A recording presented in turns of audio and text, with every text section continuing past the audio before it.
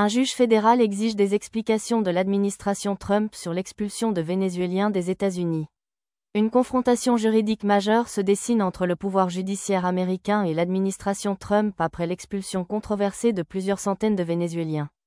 Tôt ce lundi, le juge fédéral James Boasberg a demandé au gouvernement de fournir des explications quant à la déportation de 238 ressortissants vénézuéliens, malgré une ordonnance de suspension émise par la justice. Selon Reuters, ces expulsions concernent des individus accusés d'appartenir au gang Tren de Aragua, un groupe criminel vénézuélien redouté. La Maison-Blanche a justifié l'opération en s'appuyant sur une législation rarement utilisée, l'Alien Enemies Act de 1798, historiquement appliquée en temps de guerre. Le juge Boasberg a ordonné une audience lundi à 17h, heure de l'Est, pour examiner si les expulsions ont eu lieu avant ou après la diffusion de son ordonnance. Le journal américain Reuters rapporte que cette décision judiciaire est intervenue à la suite d'une requête déposée par l'American Civil Liberties Union, ACLU, et d'autres organisations de défense des droits.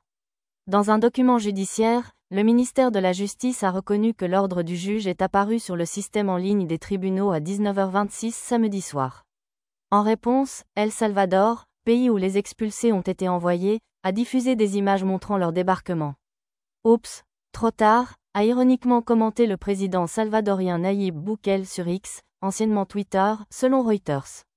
Face à ces critiques, l'administration Trump a fermement défendu son action.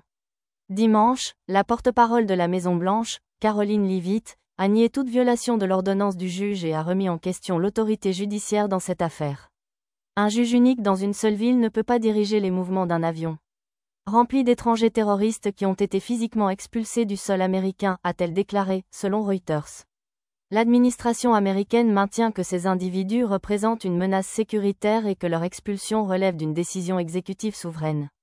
Ce positionnement alimente un débat juridique plus large sur la séparation des pouvoirs aux États-Unis et pourrait déboucher sur une crise constitutionnelle où l'exécutif ignore les décisions du pouvoir judiciaire. Des ailes du groupe MAGA au Parlement parlent déjà de la mise en accusation des juges qui sévissent à prendre des décisions contraires à la volonté du gouvernement d'extrême droite des États-Unis. Les récentes expulsions s'inscrivent dans une tendance plus large de l'administration Trump à contester le rôle du pouvoir judiciaire dans le contrôle de ses décisions. Depuis son arrivée au pouvoir, le président a cherché à étendre les prérogatives de l'exécutif, notamment en matière d'immigration. Selon Reuters, Tom Homan, conseiller spécial à l'immigration de Trump, a affirmé que les vols avaient déjà quitté le sol américain avant l'ordonnance du juge et que d'autres suivraient. Une fois que vous êtes hors des frontières, c'est ce que c'est. Mais ils étaient en eaux internationales, proches de l'atterrissage. Vous savez quoi? Nous avons fait ce qu'il fallait faire, a-t-il déclaré sur Fox News.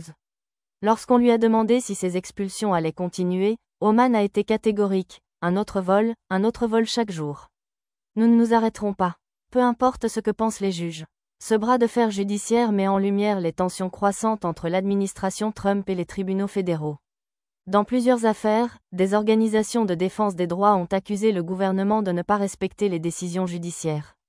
Avec un Congrès largement acquis aux décisions du président, la justice est l'un des derniers contre-pouvoirs en mesure de limiter l'exécutif.